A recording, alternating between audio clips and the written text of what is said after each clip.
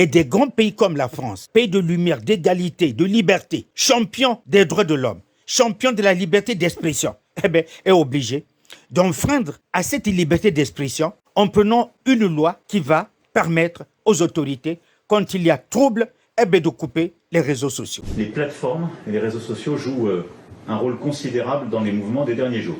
Nous avons vu sur plusieurs d'entre elles, Snapchat, TikTok et plusieurs autres, à la fois l'organisation de rassemblements violents se faire, mais une forme de mimétisme de la violence.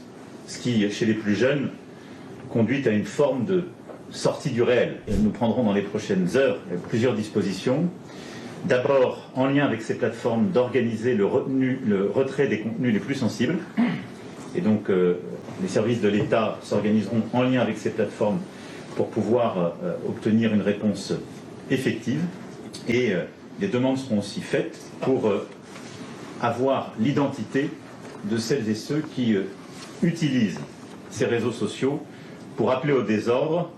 Le Conseil supérieur de la liberté de communication, en sa qualité de régulateur de la communication au Congo, nous avons tout le mal du monde à maîtriser, à réguler les réseaux sociaux. Il nous est techniquement pas possible de réussir à les réguler. Parce que c'est un simple citoyen avec son smartphone qui peut communiquer des informations susceptibles de troubler l'ordre. C'est ce qui a été souvent observé lors des différents scrutins dans notre pays. Les élections ont souvent accouché de multiples problèmes. Et parmi ces problèmes, il y a trouble à l'ordre public, souvent occasionnés par certains citoyens qui se servent de leur téléphone pour publier des résultats qui ne sont pas des résultats officiels. Et nous vivons un pays totalement en insécurité ou en insurrection.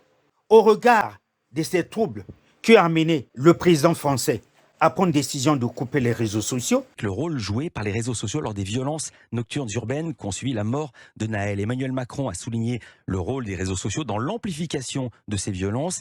Il a même évoqué la possibilité, sinon de les couper, du moins de restreindre leur fonctionnalité. Est-ce que vous pouvez nous en dire plus ?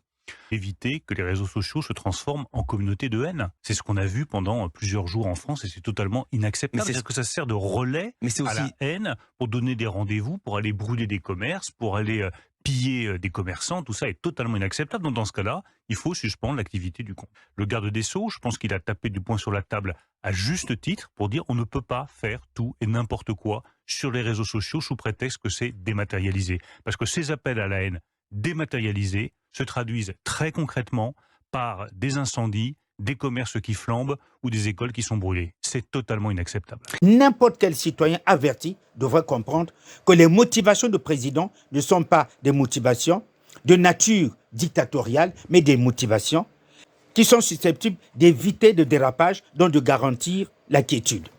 Et on constate que et des grands pays comme la France, pays de lumière, d'égalité, de liberté, champion des droits de l'homme, champion de la liberté d'expression, est obligé d'enfreindre à cette liberté d'expression en prenant une loi qui va permettre aux autorités, quand il y a trouble, de couper les réseaux sociaux. Le gouvernement a fait un appel ferme aux plateformes numériques pour que des contenus qui pouvaient accentuer les violences soient retirés dans les meilleurs délais et pour lever l'anonymat là où il y avait des délits qui étaient commis de manière à ce que personne ne puisse considérer que parce qu'il est derrière son écran, il peut écrire, organiser ou faire n'importe quoi. Et ça, je pense que c'est très important aussi, et c'est un message aussi que j'adresse à notre jeunesse. Ce n'est pas parce que vous êtes derrière un écran et vous ne pouvez pas faire ou écrire n'importe quoi sous prétexte que c'est derrière un écran. Quand il y a des conséquences, eh bien ces conséquences peuvent donner lieu à des sanctions. L'anonymat en cas de délit n'existe pas.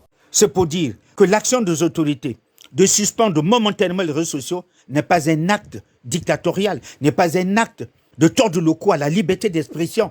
Mais la liberté d'expression, ce n'est pas le libertinage d'expression. Je suis Asie Dominique de Marseille.